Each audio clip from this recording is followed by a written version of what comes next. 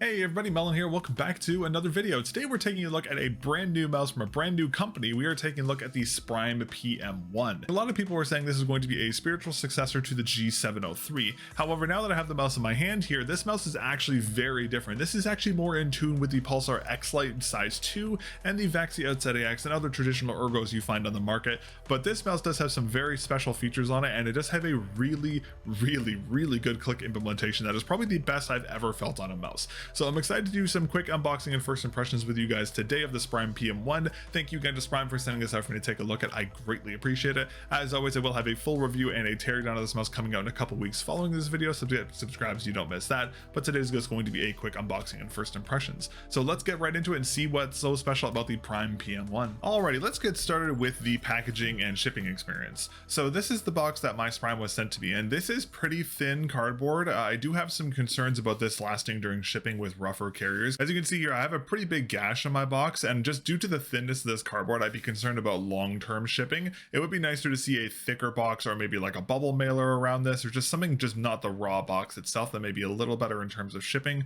But thankfully my unit did arrive in one piece. Now the box itself feels fantastic. This is probably one of the nicest packaging I've seen for a mouse probably ever. It feels very premium. This reminds me a lot of the OnePlus packaging what they had with their older phones. Very reminiscent of that. So to open the packaging, you pull this little pull tab here, and this outer white shell comes off, revealing this beautiful kind of inverted version of the outside logo. Love to see that. And we can go ahead and open up the box just like this. Now, this isn't magnetically sealed or anything. It's just kind of hanging there. It may be, with how premium the boxing is, it would be nice to maybe see a magnetic strip to kind of hold it tight there, but that's pretty minimal. When I first unboxed this, I did notice that my mouse came out of the box like this. And this is because the only thing holding the mouse in is this little foam cutout here. Now, the problem with this is that since there's only this little bit of foam at the top here, just kind of protecting everything, with rougher couriers like Canada Post, USPS, what happens, give it a couple tosses, what happens is that the mouse falls out of this spot. Now, while the packaging is pretty minimal, it is a bit of an issue in terms of long-term shipping. I doubt the mouse is actually going to get damaged by this,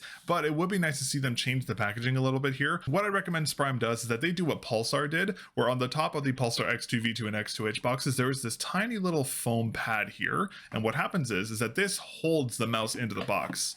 So if I put the lid on,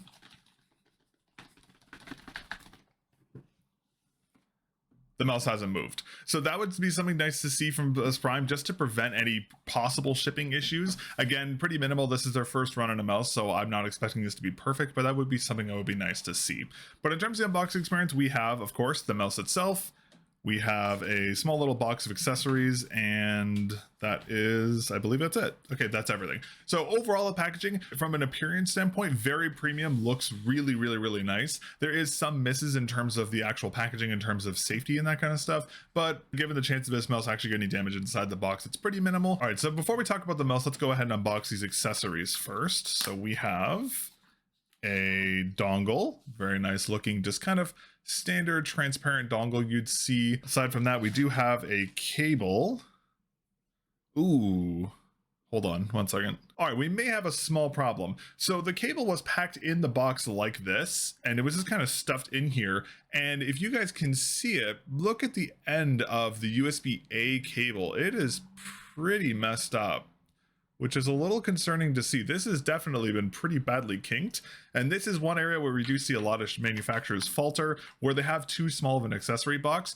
Keychron had the same issue with their previous mice. They did move to a softer packaging, which did fix this issue, but this is something that Sprime should 100% change, because I guarantee you this cable probably has some issues just with how bad the kinking is in this cable. Like, that looks really bad. This would be an area where I'd recommend Sprime have a bigger box. I don't know why companies insist on making these tiny little boxes for their accessories in their boxes. There's so much real estate here. They could have easily made a much longer box for the accessories, and that prevents issues like cables being damaged during the shipping process from them being too tightly packaged. So that is one potential downside from right here. I'm hoping the cable's okay, but if it's not, I have a bunch of other cables, but it is a little disappointing. That would be something I would like to see Sprime resolve for a second version of this unit. And then in terms of extra accessories, we have a quick little interference. And we just have a little warning label about wireless technology. We have, ooh, some stickers. That's nice to see. And it follows the shape of the mouse. That's really cool. I haven't seen stickers in a mouse in a while, so that's nice to see there. And ooh, look at this. We also have another set of skates. And we have some grip tape as well. Okay, Sprime, you're getting surprising me a little bit here. So this is a nice kind of honeycomb textured grip tape. It actually feels pretty good. It's actually quite soft. So there's some for the side of the mouse, and there's some for the top as well, which is nice to see included in the box. And then we have these skates. Now, one thing I've seen with a lot of recent mice, the Wise Owl Cloud included, is that we are seeing companies include 2 different versions of the skates in the box, which I'd love to see. So the Sprime by default has these speed skates on them, and then there's also a control skate included in the box, which is really nice to see. I would love companies to continue to do this. I would prefer to see the speed skates be dots, because these larger surface area skates aren't 100% consistent, but they're a lot better than these. But that is nice to see them have options for both of them in the box. But overall, the unboxing experience is actually pretty good. The only 2 issues I have is the lack of padding to keep the mouse inside its cutout inside the box, and obviously the kinking of the USB-A to C cable here, which is a little disappointing. Again, hopefully the cable still works, but that is some areas I'd like to see them fixed. Again, just make this a little wider or a little longer, and that will fix that issue going forward. But let's go ahead and talk about the mouse next. Alrighty, so the Sprime is a very interesting mouse. A lot of people said this mouse was going to be a rough clone of the G703, but turns out this mouse is actually very different. So this is an ergonomic mouse, which is something I love to see. It is a lot less of an aggressive tilt on an ergo mouse than you traditionally see, but it is an ergo nonetheless. The mouse itself feels really nice. Now, this does have some pretty cool features to it. So this is made out of a fiber composite material. It's not just plastic, which is going to allow this mouse to be pretty light, coming in at 43 grams, which is very impressive. It does have their special prime speed wireless tech. Now, I'm not sure what that actually means, but it does have a VAXEE-like competitive and standard mode, which is really cool to see. It is ready for 8,000 polling rate. However, I don't know if the dongle that came in the box is capable of 8K. I'll have to clarify that for the full review. It does have an advertised 80 hours of battery life, and it does have a web-based memory manager and a software-based memory manager, which is really cool to see. This will be my first time using a mouse that has a web-based memory manager, so I'm excited to see how that works. Now, in terms of dimensions, the Sprime is 122 millimeters long. It has a width of 60 millimeters and has a height of 40 millimeters. It is pretty standard-ish shape. It is a little small. It does fit my hands very well, though, for it being an ergo, because I am used to holding mice like this. The shape does feel very reminiscent of like the Pulsar Xlite V1 or the VAXEE OUTSET AX, but I think the OUTSET AX is a higher hump, but it is just a very comfortable claw grip ergo mouse, which is nice to see. The stock skates feel pretty decent from what I've tested so far. Again, not the greatest. I do prefer dots, and they aren't the same surface area on both of them, so you will have some slight inaccuracies in terms of X and Y performance, but that's okay. One thing I did want to highlight though, I love that the base is transparent. I've loved that we see this kind of turn to transparent mice again, which is really nice to see. So I'm excited to see how this looks when I take this apart. Maybe Sprime could release a transparent version like Pulsar did with the X2H acid redux version. That'd be cool to see, but I do really like the look of the mouse. It does look really, really nice, and this logo on the side looks really clean as well. Now, in terms of the side buttons, pretty thonky. They do have a high actuation weight. They remind me a lot of the side buttons on the Death Adder V3 wired. Very similar, but they do have a nice crisp click. The scroll wheel is pretty ratchety. It does have very, like, the scroll points are very close. It's not like an elongated scroll point, like pretty much you move the wheel at all and you hit a scroll point. So it's a very ratchety scroll wheel. Feels good. The texturing on it is also pretty solid, just like we saw in the X2H and the X2 V2, just a linear texturing. Now, what I really wanted to highlight about this mouse is the main clicks. These main clicks probably are the best feeling main clicks I've felt in a mouse ever. They feel heavy, but they also feel light at the same time. They feel really, really nice. And the click is very consistent across the entire click, which is nice to see.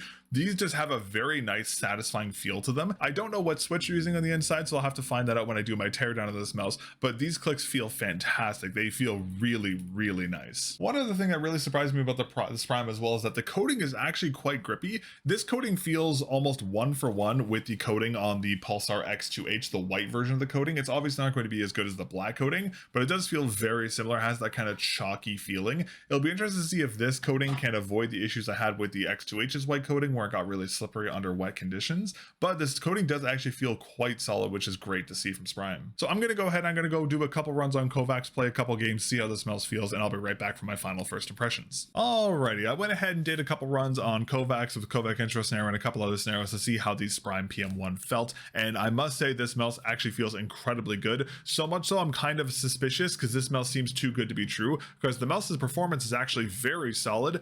In my opinion, the highlights is the main clicks. They have done such a good job with the implementation of these main clicks. They feel so good. They do have a lot of post travel, but the initial click is just so satisfying and so tactile. It is probably one of the best feeling mouse clicks I've used in a very, very long time. So credit where credit is due. Sprime has done a great job there. We'll of course have to see how the rest of the mouse holds up over testing and see if these clicks are consistent across long-term use, not just short-term. But overall, the mouse does feel very solid so far. I honestly really like the shape. Coating solid. The shape fits my hands really well, even though I have larger hands. It is just a very solid ergo mouse. So really impressive from Sprime. For this being their first mouse they've ever released, I'm very impressed. This is a very solid mouse. It'll be interesting to see how it holds up over testing, of course, but we'll have to talk about that more in the full review. So anyways, that's going to be everything for today. Thank you very much again for watching. Thank you again to Sprime for sending out the PM1 for me to take a look at. I greatly appreciate it. Get subscribed so you don't miss my full review of this mouse coming in a couple weeks. And of course, I will be taking this mouse apart as I do with all of my other mice in the channel. So if you want to see how the Sprime is designed on the inside and how they managed to get these buttery smooth clicks implemented, be sure to get subscribed so you don't miss that video. But that is everything for today. I will catch you guys in the next video. Peace.